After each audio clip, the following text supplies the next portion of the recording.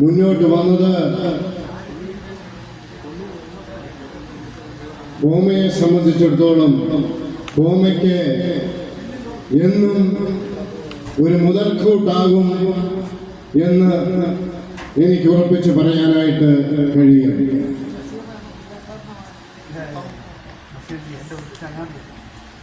ബഹുമാന്യനായ MLA ശ്രീ ജോൺ മോൻസി ജോസഫ് അവരുകൾ ഇവിടെ എത്തിച്ചേർന്നിട്ടുണ്ട്. ഞാൻ എൻ്റെ സംസാരം അധികം ദീർഘിപ്പിക്കാതെ അദ്ദേഹത്തിന് മൈക്ക് കൈമാറാം എന്ന് ഉറപ്പ് നൽകിക്കൊണ്ട് എനിക്ക് പറയാനുള്ള ചില കാര്യങ്ങൾ പെട്ടെന്ന് പറഞ്ഞുകൊള്ളട്ടെ.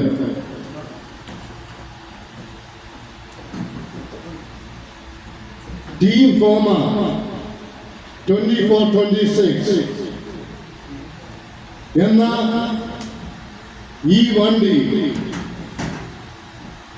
വണ്ടിയിൽ ചാടിക്കേറി വന്നവരല്ല. അതായത് ഫോമയിലേക്ക് ചാടിക്കേറി ഇങ്ങനെയൊരു സെലക്ഷൻ നടത്തി വന്നതല്ല. അതായത് ദീർഘകാലം ഫോമയിൽ ശക്തമായിട്ട് പ്രവർത്തിച്ച് പ്രവർത്തന പരിചയമുള്ള നേതാക്കന്മാരെ അണിനിർത്തിക്കൊണ്ടാണ് ഈ ടീം ഫോമ മുന്നോട്ട് വന്നിരിക്കുന്നത്. ബഹുമാന്യനായ president Shri Thomas T Oommen കഴിഞ്ഞ ട്രഷററായിരുന്ന കാലത്ത് 2 കോടി രൂപയുടെ ചാരിറ്റി പ്രവർത്തനങ്ങളാണ് ഫോമയ്ക്ക് വേണ്ടി നടത്തിയത്. അദ്ദേഹത്തിന്റെ കൈകൾ എത്ര പുണ്യമുള്ളതാണെന്ന് ഇത്രയും 2 കോടി രൂപയുടെ ചെക്ക് എഴുതിയ കൈകൾ പുണ്യം ചെയ്ത കൈകളല്ലേ? അദ്ദേഹത്തെ പോലുള്ള വ്യക്തികളല്ലേ ഈ ഫോമയുടെ നേതാക്കന്മാരായിട്ട് വരേണ്ടത്? അതുപോലെ തന്നെ സാമ്പത്തായിയെ കുറിച്ച് നമ്മൾ കേട്ടു. നമ്മുടെ ജനറൽ സെക്രട്ടറി ഫോമയിൽ ഇന്ന് വരെ കണ്ടിട്ടില്ലാത്ത ഒരു ജനറൽ സെക്രട്ടറി ആയിരിക്കും എന്ന് ഞാൻ ഉറപ്പു തരുന്നു. അതുപോലെ തന്നെയാണ് വിനോദ് ശ്രീധരനും.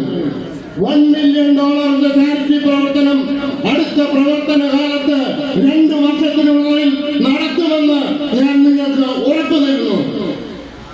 അതുപോലെ തന്നെ നമ്മുടെ പ്രിയപ്പെട്ട പ്രിൻസ് നെച്ചിക്കാട്ട് ഫോമയിൽ ശക്തമായ ഇടപെടൽ നടത്തിയിട്ടുള്ള വ്യക്തിയാണ്. ഇപ്പോഴത്തെ RVPയുമാണ് അമ്പിളി സജിമോഹൻ.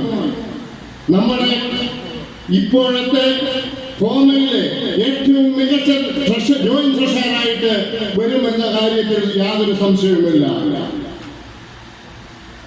ഞാൻ ഇനിയും എന്നെ പറ്റി 2 വാക്ക് സംസാരിച്ചു.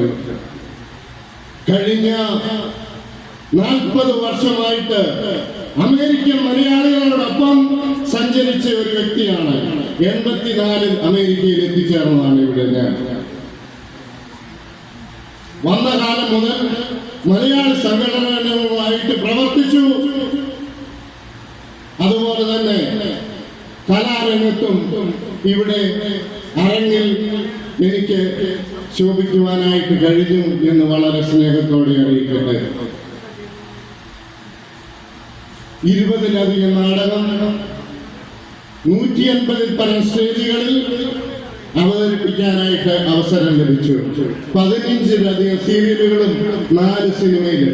ഇത് ഞാൻ പറഞ്ഞത് ഒരു അഭിനേതാവാണെന്ന് പറയാൻ വേണ്ടിയല്ല, ഒരു ടീം വർക്ക് ചെയ്യുവാൻ എന്നെ കൊണ്ട് കഴിയും, ഈ ഹോം ടീമയുടെ കൂടെ വർക്ക് ചെയ്യാനായിട്ട് എന്നെ കൊണ്ടാവും എന്ന് പറഞ്ഞുവെന്ന് മാത്രമേ ഉള്ളൂ. ഫിലാഡൽഫിയ കൺവെൻഷനില് നാഷണൽ കോർഡിനേറ്ററായിട്ട് എനിക്ക് പ്രവർത്തിക്കുവാനായിട്ട് അവസരം ലഭിച്ചു. ഫോമയിലെ സാധാരണ പ്രവർത്തകനായിട്ട് ദീർഘകാലം പ്രവർത്തിച്ചതിനു ശേഷം എംബിന്റെ ട്രഷററായിട്ട് ഞാൻ വന്നപ്പോൾ നമ്മുടെ ഫോമയുടെ പദ്ധതിയായ RCC പ്രോജക്റ്റിന് വേണ്ടി $10,000 കളക്ട് ചെയ്യുന്നതിന് ഈ എന്നെ കൊണ്ട് ട്രഷറർ എന്നുള്ള നിലയിൽ കൊടുക്കുവാനായിട്ട് കഴിഞ്ഞു. അതുപോലെ തന്നെ ചിക്കാഗോ കൺവെൻഷൻ ഡ്രാമ കോമ്പറ്റീഷന്റെ ചെയർപേഴ്സൺ ഉൾപ്പെടെ 4 കമ്മിറ്റികളിൽ സജീവമായ സാന്നിധ്യം നടത്തി കൺവെൻഷനെ വിജയിപ്പിക്കാനായിട്ട് കഴിഞ്ഞു. ഫ്ലോറിഡ കൺവെൻഷനിലും 4 കമ്മിറ്റികൾ വർക്ക് ചെയ്തു. മെക്സിക്കോയിലെ കൺവെൻഷൻ നടന്നപ്പോൾ കൾച്ചർ കമ്മിറ്റിയുടെ നാഷണൽ കോർഡിനേറ്റർ ഉൾപ്പെടെ 4 കമ്മിറ്റികൾ പ്രവർത്തിച്ചു. ഇപ്പോഴത്തെ അക്ഷര കേരളം എന്ന മാസികയുടെ എക്സിക്യൂട്ടീവ് എഡിറ്ററായിട്ട് പ്രവർത്തിക്കുകയും ചെയ്യുന്നു. ഇങ്ങനെ ഞാൻ ദീർഘകാലം ഭൂമിയിൽ സാധാരണ പ്രവർത്തകനായിട്ട് മാത്രം പ്രവർത്തിച്ച് കമ്മിറ്റിയിലേക്ക് വന്നിട്ടുള്ള ഒരു വ്യക്തിയാണ്. അതുകൊണ്ട് മാത്രമാണ് ഇപ്പോൾ ഞാൻ ഈ കോമയുടെ എക്സിക്യൂട്ടീവ് കമ്മിറ്റിയിലേക്ക് വന്നത്. ഇത് കാലം കാത്തുവെച്ച ഒരു കാര്യമാണെന്ന് ഞാൻ വിശ്വസിക്കുന്നു. എന്നെ വിശ്വസിച്ച് നിങ്ങൾ വോട്ട് ചെയ്താൽ തീർച്ചയായിട്ടും ഈ ഫോമയ്ക്ക് വേണ്ടി വർക്ക് ചെയ്യും എന്ന് ഞാൻ ഉറപ്പു തരുന്നു. നിങ്ങളുടെ എല്ലാവരുടെയും വോട്ട് ഈ ടീമിന് നൽകണമെന്ന് വളരെ വിനയത്തോടെ അഭ്യർത്ഥിച്ചുകൊണ്ട് ഞാൻ നിർത്തട്ടെ. നന്ദി, നമസ്കാരം. ജയ് ഫോമ.